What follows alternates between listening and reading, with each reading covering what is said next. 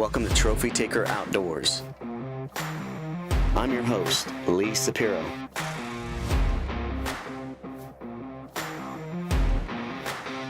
It's not just fishing.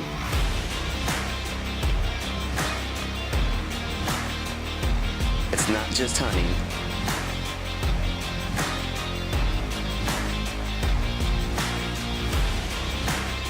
It's everything outdoors.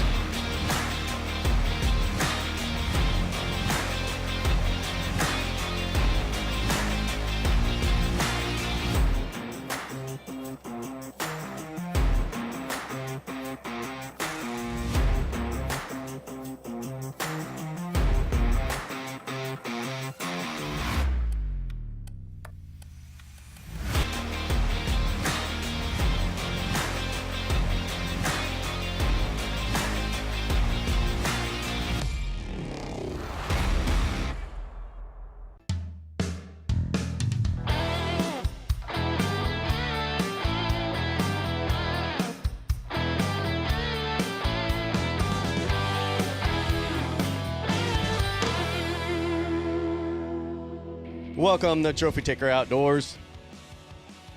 It's that time of year, bass fishing. This is the time. Tis the season. This is me.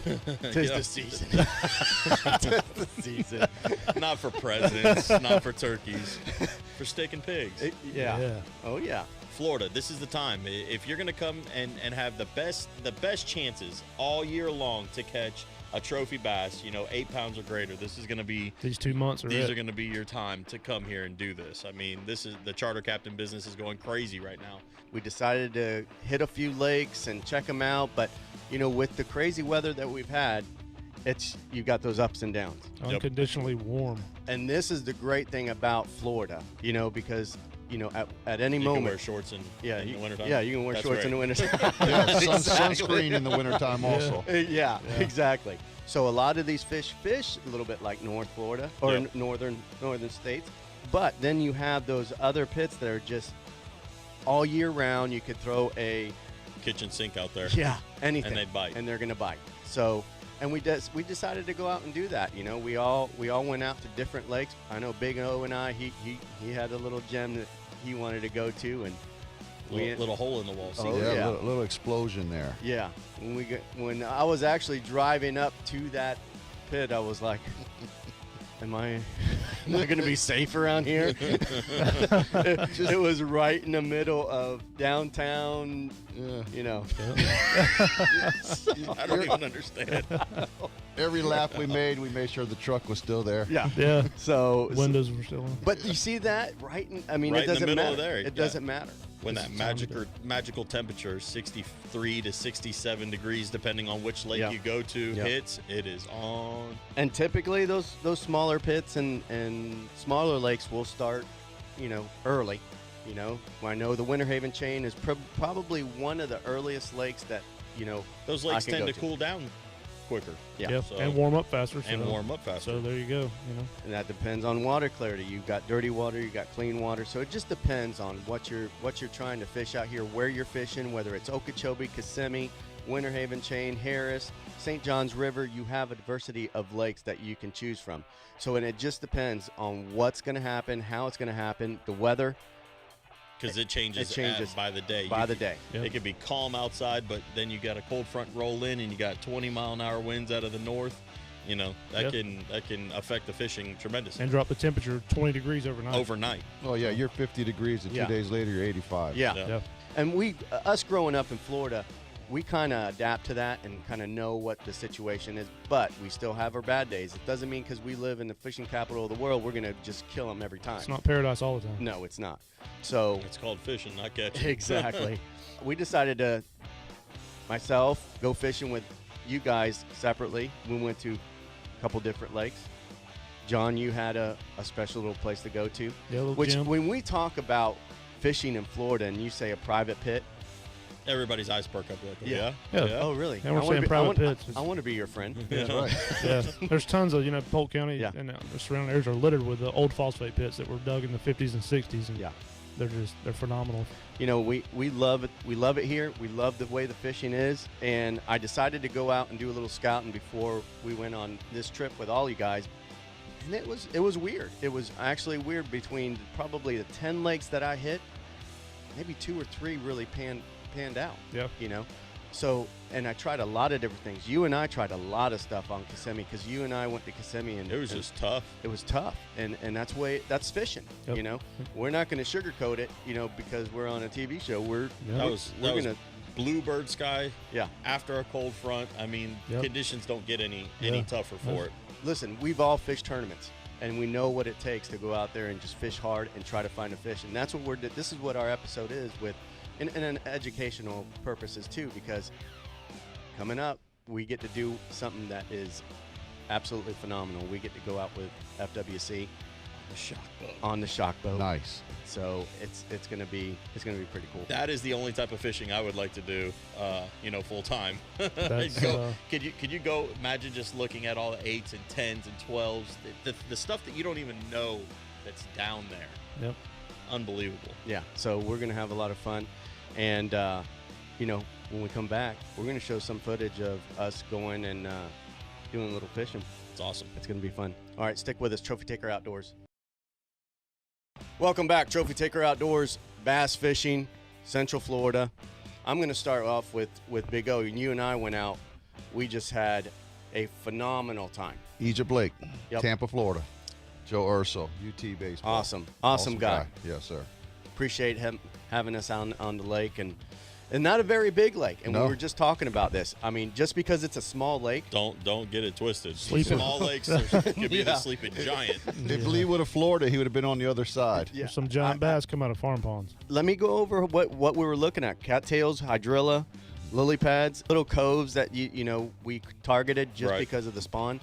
And they had little flats in there, and that was one of the deals. Right off the bat, I said, Big O, let's go ahead and just start trolling and see without even fishing, because that's how we you want to assess You want to the see lake. if the beds are holding fish or not. If And you assess can. the lake. You don't know what you're fishing. We did that for about what? I couldn't help myself. Maybe 20 minutes, Yeah. not even that. And then I said, we got to pick up a fishing pole. Yeah, I'm impatient. So we started off with a fluke, 30-pound braid. Can't beat it. Can't go wrong. Can't go wrong with a fluke. But we had, for the first maybe 30 minutes, we didn't really have any luck. No And, action. we had a couple fish boil up on it. So I said, let's change up a little bit. We ended up going with a swim bait that had a little bit more action. A little more action, yeah. Mhm. That tail. And let me tell you something. It was like a light switch.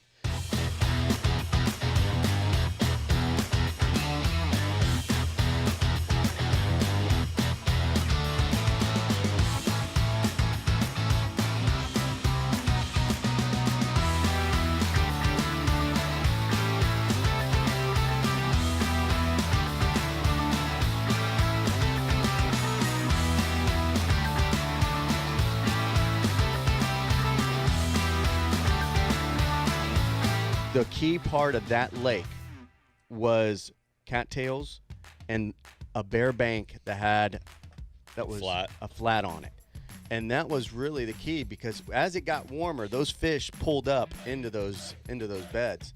We went ahead, we caught probably, I don't know, 30 fish that day. We had a great day. You cannot beat a swim bait bite. That you can My just favorite bait rip bite the lips by on far. them thing. I'm telling you, if you watch the footage, I am just jacking fish on there. They eat it, man. Yeah, they eat it. There's no hesitation. I had a blast, and I want to thank Joe for having us out Coach there. Joe Urso. Yep. So down middle of Tampa. Then I go out with you on a private pit, Yep. Lake X. Lake X. Yeah. Yeah, it's just a false Is that bait what we're pit. gonna call it? Lake X. Yeah, we'll just call it Lake X. It's a great private name. false bait pit. So we went out, we put the boat in, and just immediately, we didn't even crank up the engine. We just threw the trolling motor down right at the boat ramp and just started trolling. going. Yeah, Beds everywhere. everywhere. And no fish on them. No fish. We threw and threw and threw, and again, we started with some top water, and figuring because of the clean water, Right. we'd get a big one to come up, and that didn't happen. We ended up changing up. We ended up throwing a fluke Fluke in the swim bait. and a Yep. fluke and a swim bait, and then that's when it It started started. happening. Yeah.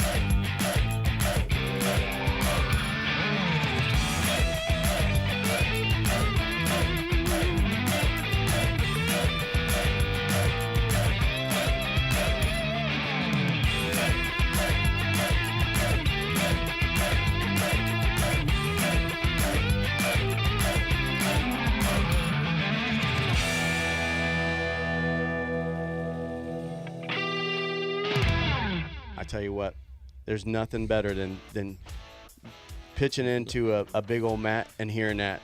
That line just screeched. Hearing that braid just Cutting through eyes.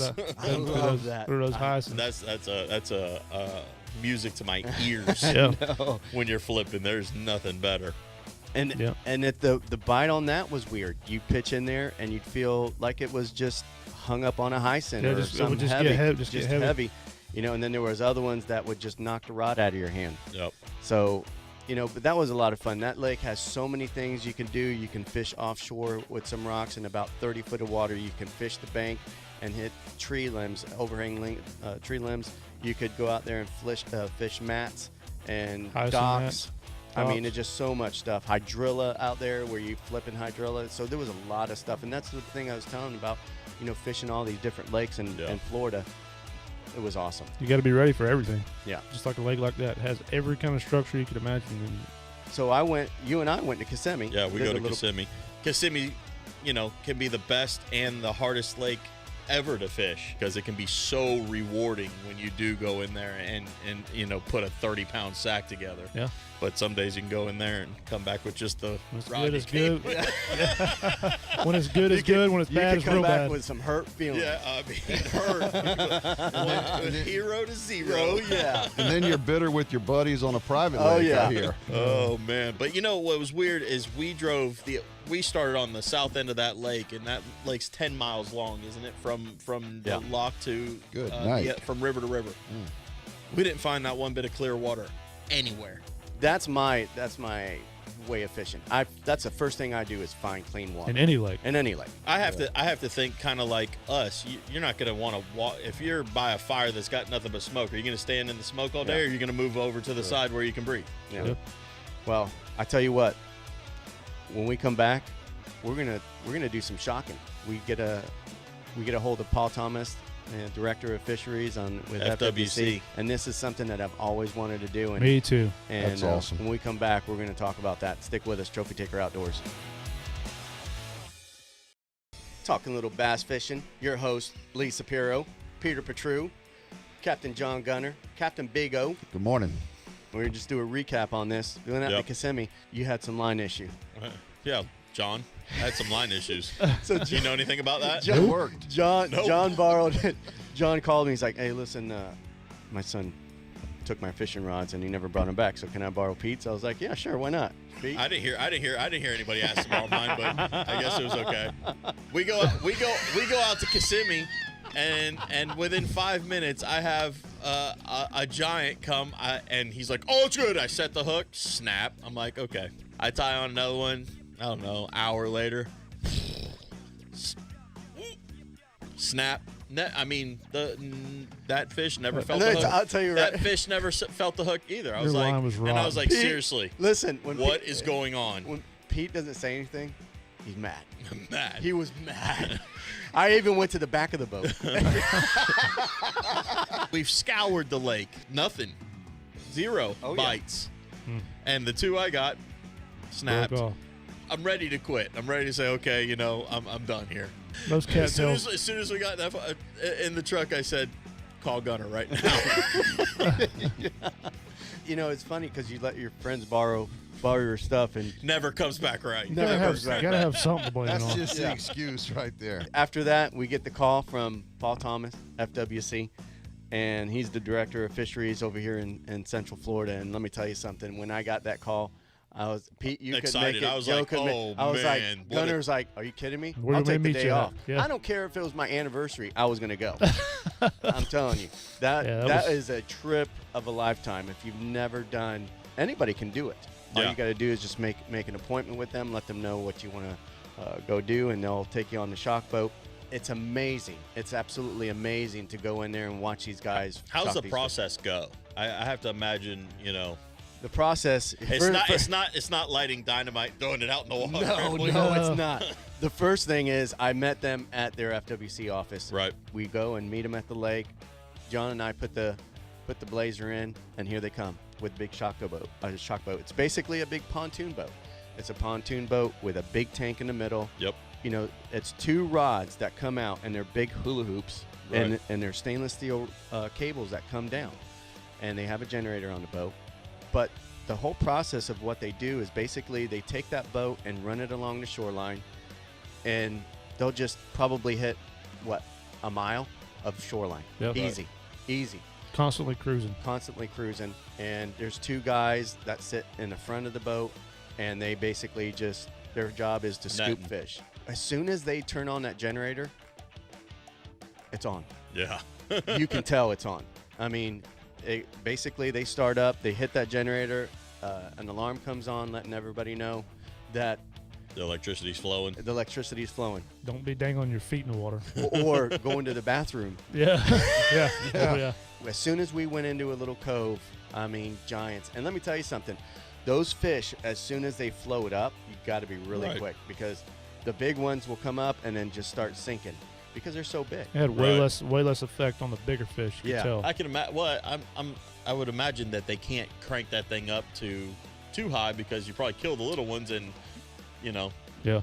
Because it looks like red tide behind the boat. that's Yeah. crazy. Yeah, You small. It didn't matter what it Little was. brown Anything, a little bait brown. fish. And it doesn't affect too much the gator. It does affect the gators a little bit and the turtles. And they said the depth of that thing only go like 4 or 5 foot deep, so that's why they have to run right on the bank Right on the to bank. be effective. And I think he said it's like 15 foot wide, 10 foot out from the boat Right. radius So it's just got like a radius around the Mhm. boat that it'll hit. that it'll hit. Yeah. It looks like you're killing them, but you're not. No. They're stunned, and They're it sleepy takes. time. I think he said it takes about 5 minutes for those fish to Smaller ones, yeah. recoup and get back to it, but it doesn't kill them. It doesn't harm them at all. Yeah, we literally go around an island, like I say, it'd be just a mat of wounded fish behind us, and we'd come back around, they'd be gone. All right, so we're gonna wrap it up here. Stick with us. Trophy Taker Outdoors.